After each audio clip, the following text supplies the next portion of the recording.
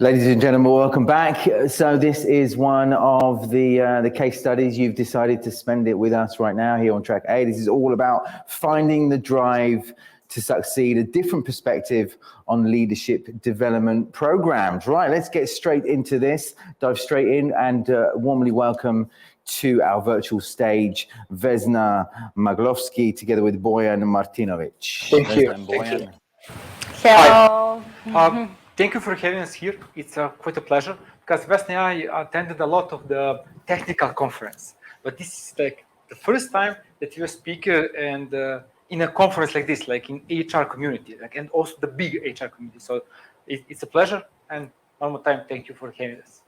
Great, good to have you with us. Right, listen, this is how it'll run towards the end when hopefully we'll get questions and engagement from those that are listening. That'll pop up on the screen. I'll pop back in and then a short exchange of these questions and then your answers. Okay? Yep, great. Okay, thank you. So, good afternoon once again, and thank you for your participation. My name is Vesna Maglovski, and today here with me is my colleague Bojan Martinović.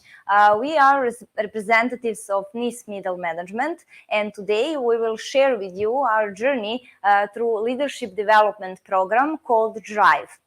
We hope that our story will inspire you and will help you on your own journey to finding drivers to succeed.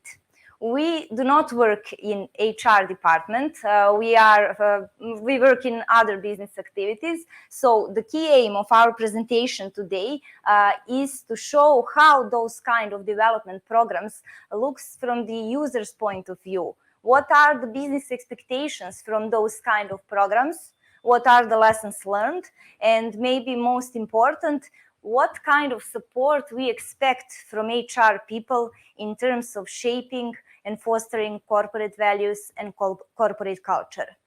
So, to make a clear picture why those kind of programs are important for us, we want you to understand when we say NIS, we mean 11,000 employees, where only mid-management level counts more than 300 people. So those figures are not here to speak how big our company is, but to show the extent of the responsibility that we have as a company to our employees and to the community as a whole. So when Vesna and I started discussing how to open our presentation, how to start, we immediately agreed we should start from the values. All of us are spending 40 hours per week on our job environment. So it's like 1/3 of the day. And if our values, personal values, are not aligned with the values of the company, we will not be fulfilled, will not be happy. And because of that, for business, values are high importance. As a key role for the values, like the front face is always HR. And HR is the first key role of nurturing the company values and the company and all the culture.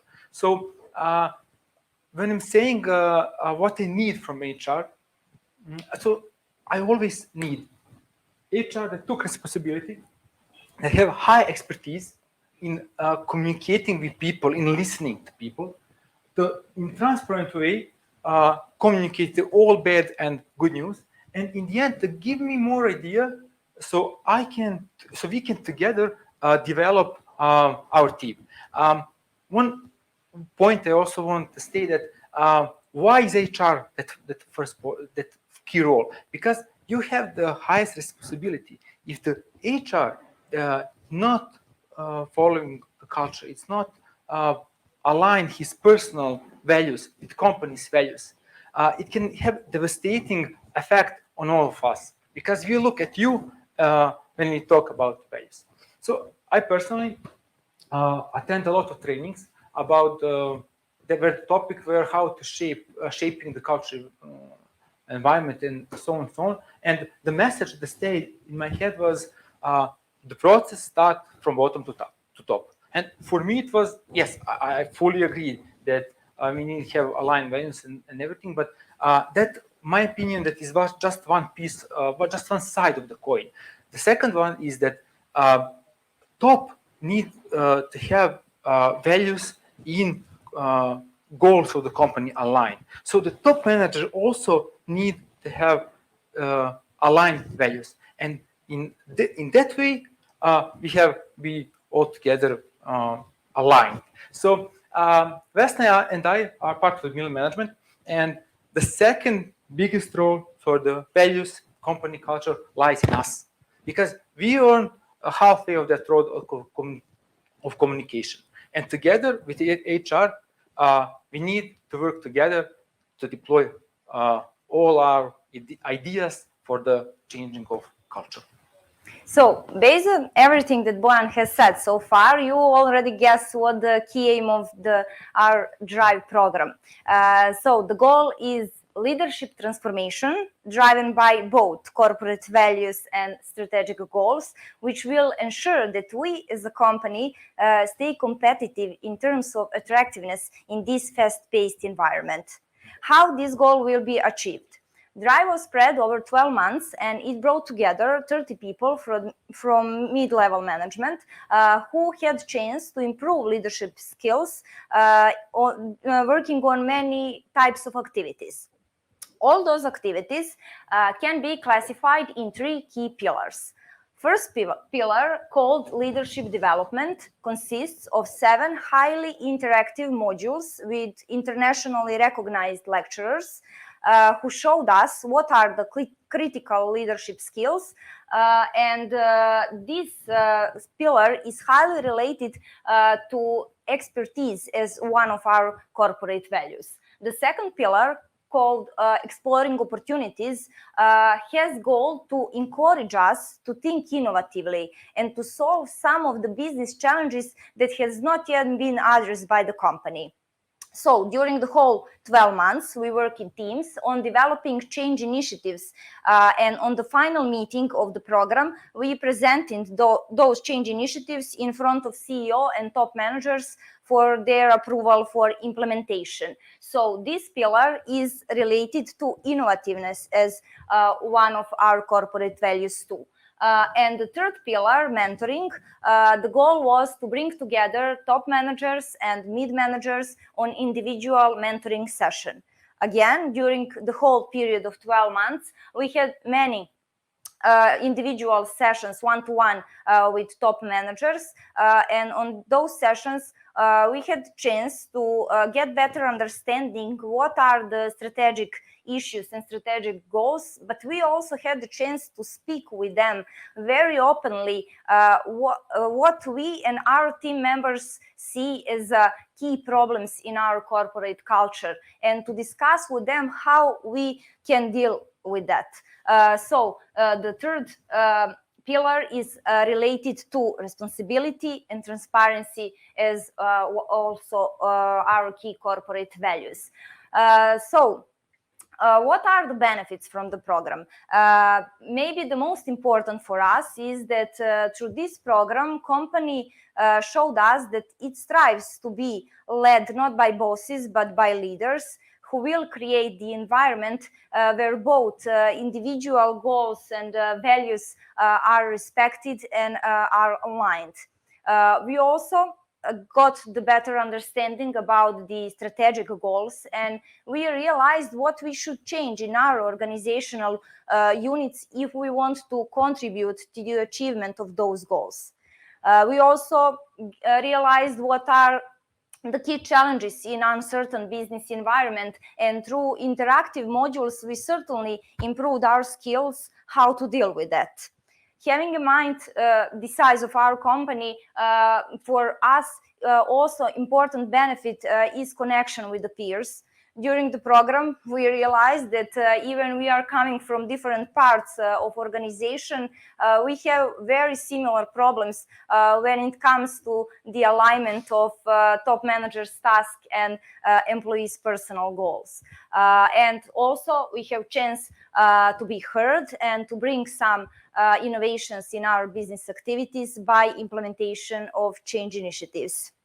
Overall, I think that we identified ourselves with our key corporate values, but also we, as well our top managers now have a clearer picture in which way we should lead our teams if we want to have a situation where employees are satisfied with the company in which they work. Speaking about expectations, I must admit that before the program, my thoughts tended mostly towards, oh, this will be another HR lesson written down somewhere. However, after 1 year, I must admit that this was the most useful HR experience in my career. Why? Because it's really changed me. I will say just one example. My biggest impression is one of our lecturers, Liz Riches, and one of our modules with Liz was leading change, with the aim to show us how to deal with the challenges when you're bringing changes into organization. And Liz started this module in a very unusual way. Actually, she asked us to change 10 things in our physical appearance. And we were like, oh, it's easy. And in 2 minutes, we complete the task. You know, we rolled up our sleeves, the girls tied up hair, etc. However, after just 15 minutes, you could see how people start to be uncomfortable with those changes. After 1 hour, half of us will return in the original state. After another hour, there were hardly anyone who retained anything from the changes. And concerned Liz asked, how do you think you will bring changes in your organization if you can even change yourself? Or even if you do change, do you realize how it's difficult to persist in changes? After that, she showed us a lot of techniques how to deal with the changes, but most important, she broke the fear of the changes in me. She showed us on practical examples, on real life experience examples that every change, even the most difficult one, can be successfully implemented if you choose the right scope of change, if you choose the right time for change, and if you carefully deal with the natural fear of the change in the people. So every time when I say this story, I realize how Liz's approach was very simple and how it's credible that this very simplicity caused the biggest change in me. So this was my story. Now Bojan will tell his. So I'm an engineer, so my background is petroleum engineering, and like the most of my colleagues, we have a critical thinking and very suspicious attitude towards anything that is not engineering, you know, so almost any time. So because in this program, we are listening people from engineering, and one of that guy was advisor of CEO in MOL, and for understanding, MOL is quite similar company as NIS. The size, the culture, and everything. And that technical guy was speaking about how they change culture. So it was a very interesting topic. And in the end of his lecture, I asked him, so how do you deal with the people that are top performer, like the best one, but they do not follow the culture? They do not follow the values and anything. And he said to me, we do not have that. Like, how do not have that? So after 15 minutes on the breaks, he told me, so we have earlier in our previous culture, we have that, of course, but when we change culture, we said, okay, you cannot be top performer if you do not follow the values. So that is, I'm not quite sure is that true or not, but idea of that is something that I'm aiming. It's something that is my ultimate goal, and with that, I'm sure that we can also change our culture as they do. So these two stories from Vesna and me were our most interesting stories. But the best impact, the high impact on us is our friendship. Friendship that we develop with all other peers that were involved in program. So we all come from different parts of industry, you know, of the company, but we have a common goal, the exact same aim, and because of that, we strengthened our relationship. So based on this, we, as I said, we have critical thinking. We also have 4 points that we think that should be implemented for the next drive. So the first one is business people need to be involved in the phase of preparation of the program. Because as Vesna, all 300 people, we have insights in day-to-day operations, and we know what are day-to-day problems with people. So we can be a valuable asset in this. Second one, as I said, we need more people from the same industry as speakers, because we can relate to them. We speak on the same language, and it's easier for us to understand and to reach the message to us. The third one definitely is post-monitoring. The program length was 1 year, and post-monitoring should be at least 1 year, because if we have post-monitoring, we can learn of our experience and evaluate whole program as one, and from that extract the value for the next preparation. And I put on the fourth place, but for me that is the most important point. People that are involved in program must be dedicated, must be engaged. As I meant that on participants, but also on mentors, because the role of the mentor is maybe the highest role, most influential role during the program. So if you have a dedicated mentor who wants to teach us and share the knowledge, that is like the best advantage of the program, and that stuff are adding value to the program. We have come to the last slide, okay? But this slide was something that I think too much time about this slide, because for us it's very important. 2, maybe 3 years, I was working with one HR business partner, and that person, she was marked as a person that do not follow the tasks. She's not delivering on time, and she's very poorly organized. But the same person have always time to listen to people, to talk to them. One time I was passing by her office, and there was one technician, like laboratory technician. After 1 hour, there was some director. So she always have her door open to talk to people. And you see, business need those type of people, because that amount of empathy will be remembered. Nobody will remember if you fulfill all your tasks, if you schedule everything on time, but they will remember if you talk to them and if you listen to them. So that is our first message. Second one, the same person, and also now our HR people, Uroš and all the guys and people taught me a lot about HR processes. Because you see, in a business world, in technical guys like me, for us everything is HR. I didn't get salary raise, HR. Didn't get laptop, HR. My conference is not paid, HR. So you see, a lot of stuff for us, we are prone to generalize everything is HR. And after my education, I realized after the drive, it is not everything HR. So now we speak on the same with the same language, and that is most important thing in the system like this one. The third one, during this program, drive program, middle management is recognized as a key role next to HR for the values, for the change of culture. And because of that, we have also high responsibility. A lot of process, a lot of stuff that were only on shoulder of HR are now divided, so we can really be the help. And I love to say, I as a middle manager, Vesna, all of us, we are HR, so we are part of HR. And please pay attention to us, share us your knowledge, and we will be in a win-win situation. With this, we have come to the very end of our presentation.